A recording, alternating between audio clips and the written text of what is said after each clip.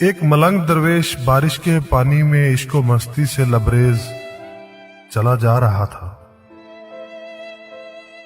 کہ اس درویش نے ایک مٹھائی فروش کو دیکھا جو ایک کڑھائی میں گرما گرم دودھ ابال رہا تھا۔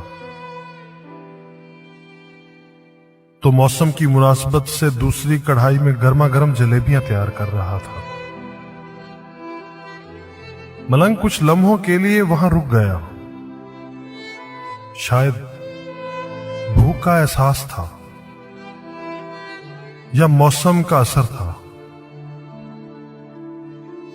ملنگ حلوائی کی بھٹی کو بڑے غور سے دیکھنے لگا۔ ملنگ کچھ کھانا چاہتا تھا، لیکن ملنگ کی جیب ہی نہیں تھی تو پیسے بھلا کیا ہوتے۔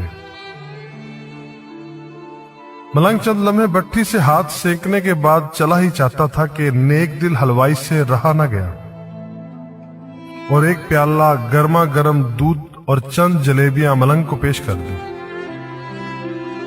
ملنگ نے گرما گرم جلیبیاں گرما گرم دودھ کے ساتھ نوش کی اور پھر ہاتھوں کو اوپر کی جانب اٹھا کر حلوائی کو دعا دیتا ہوا آگے چل دیا۔ ملنگ کا پیٹ بھر چکا تھا۔ دنیا کے غموں سے بے پرواہ وہ پھر ایک نئے جوش سے بارش کے گدلے پانی کے چھینٹے اڑاتا چلا جا رہا تھا۔ وہ اس بات سے بے خبر تھا ایک نوجوان نو بہاتا جوڑا بھی بارش کے پانی سے بچتا بچاتا اس کے پیچھے چلا آ رہا تھا۔ یک بارگی اس ملنگ نے بارش کے گدلے پانی میں اس زور سے پاؤں مارا کہ پانی اڑتا ہوا سیدھا پیچھے آنے والے نوجوان عورت کے کپڑوں کو بھگو گیا۔ اس کا قیمتی لباس کیچڑ سے لت پت ہو گیا۔ اس کے ساتھی نوجوان سے یہ بات برداشت نہیں ہوئی، لہذا وہ آستین چڑھا کر آگے بڑھا اور اس ملنگ کو گریبان سے پکڑ کر کہنے لگا، کیا اندھا ہے؟ تجھے نظر نہیں آتا؟ تیری حرکت کی وجہ سے میری محبوبہ کے کپڑے گیلے ہو چکے ہیں اور کیچڑ سے بھر چکے ہیں۔ ملنگ ہکا بکا سا کھڑا تھا، جبکہ اس نوجوان کو مجذوب کا خاموش رہنا گراں گزر رہا تھا۔ عورت نے آگے بڑھ کر نوجوان کے ہاتھوں سے ملنگ کو چھڑوانا بھی چاہا، لیکن نوجوان کی آنکھوں سے نکلتی نفرت کی چنگاری دیکھ کر وہ بھی دوبارہ پیچھے کھسکنے پر مجبور ہو گئی۔ راہ چلتے راہگیر بھی بے حسی سے یہ تمام منظر دیکھ رہے تھے، لیکن نوجوان کے غصے کو دیکھ کر کسی میں ہمت نہ ہوئی کہ اسے روک پاتے، اور بالآخر طاقت کے نشے سے چور اس نوجوان نے ایک زوردار تھپڑ اس ملنگ کے چہرے پر جڑ دیا۔ بڑا ملنگ تھپڑ کی تاب نہ لا سکا اور لڑکھڑاتا ہوا کیچڑ میں جا پڑا۔ نوجوان نے جب ملنگ کو نیچے گرتے دیکھا تو مسکراتے ہوئے وہاں سے چل دیا۔ بوڑھے ملنگ نے آسمان کی جانب نگاہ اٹھائی، اس کے منہ سے نکلا، واہ میرے مالک، کبھی گرما گرم دودھ جلیبیوں کے ساتھ اور کبھی گرم گرم تھپڑ، مگر جس میں تو راضی مجھے بھی وہی پسند ہے۔ یہ کہتا ہوا وہ ایک بار پھر اپنے راستے پر چل دیا۔ دوسری جانب وہ نوجوان جوڑا جوانی کی مستی سے سرشار اپنی منزل کی طرف گامزن تھا۔ تھوڑی ہی دور چلنے کے بعد وہ ایک مکان کے سامنے پہنچ کر رک گئے۔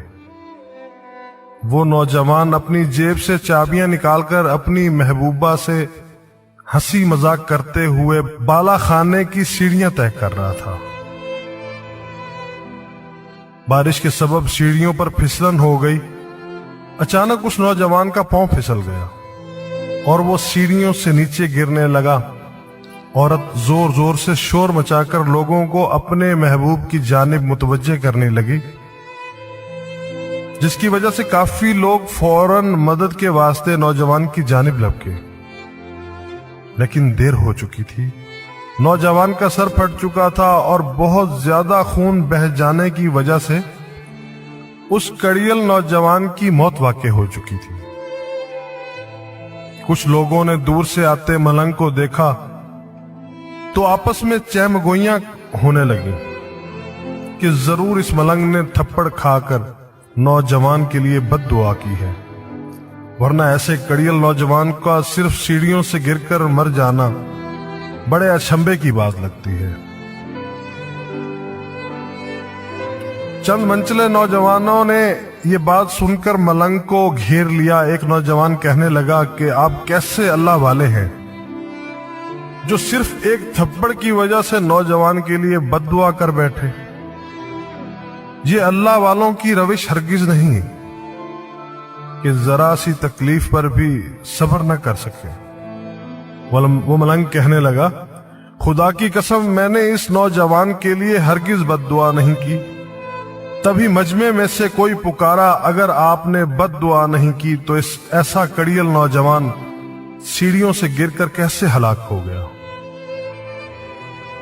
तब उस मलंग ने हाजरीन से एक अनोखा सवाल किया कि कोई इस तमाम वाक़ये का ऐनी गवाह मौजूद है।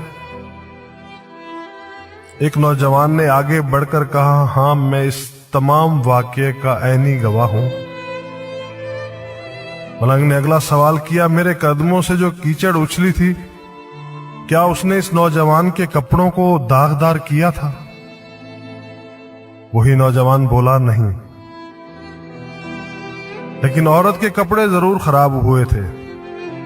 मलंग ने नौजवान की बाहों को थामते हुए पूछा, फिर इस नौजवान ने मुझे क्यों मारा? नौजवान कहने लगा, क्योंकि वो नौजवान इस औरत का महबूब था और उससे ये बात बर्दाश्त नहीं हुई कि कोई उसके महबूब के कपड़ों को गंदा करे, इसलिए अपनी माशूका की जानिब से इस नौजवान ने आपको मारा। नौजवान की बात सुनकर मलंग ने एक नारा मस्ताना बुलंद किया और ये कहता हुआ वहां से रुखसत हो गया, बस खुदा की कसम मैंने बद्दुआ हरगिज नहीं की, लेकिन कोई है जो मुझसे भी मोहब्बत रखता है और वो इतना ताकतवर है कि दुनिया का बड़े से बड़ा बादशाह भी उसके जबरूत से घबराता है।